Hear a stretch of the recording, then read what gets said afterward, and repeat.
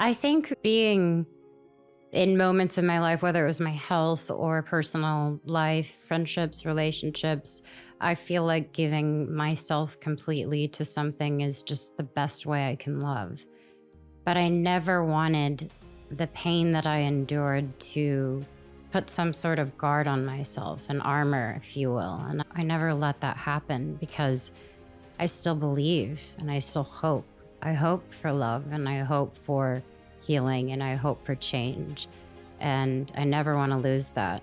Of course, there are days where I feel so far away, but I would rather continue to get my heart broken than to not feel at all. I think at first it's frightening, but I feel like if you surround yourself with people who support you and love you, you have to be careful with who you share your story with. I think that can be dangerous.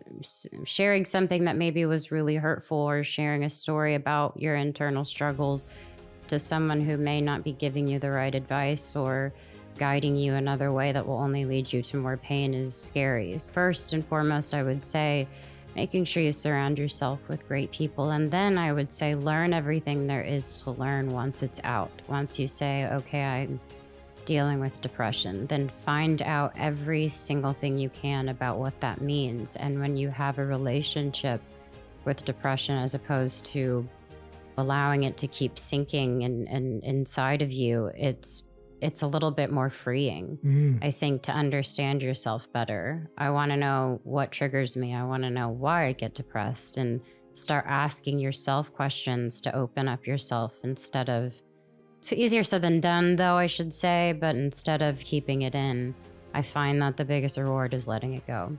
To be honest, I've been to 4 treatment centers, and I have a lot of opinions on rehabs, if you will, or places to go. There's a lot that I don't agree with, but what I will say is throughout all of it, learning lessons through dialectical behavior therapy or cognitive behavioral therapy, there's something that's always been embedded in me throughout all of those different moments in my life. And that was always to recognize when something was happening to me, accepting it.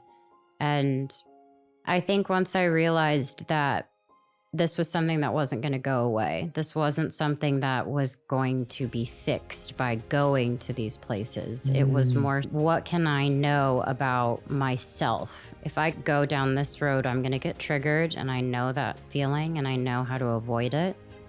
However, I go to therapy. I also have medication that I fully am on, that I believe in full-heartedly, and it helps me stay balanced.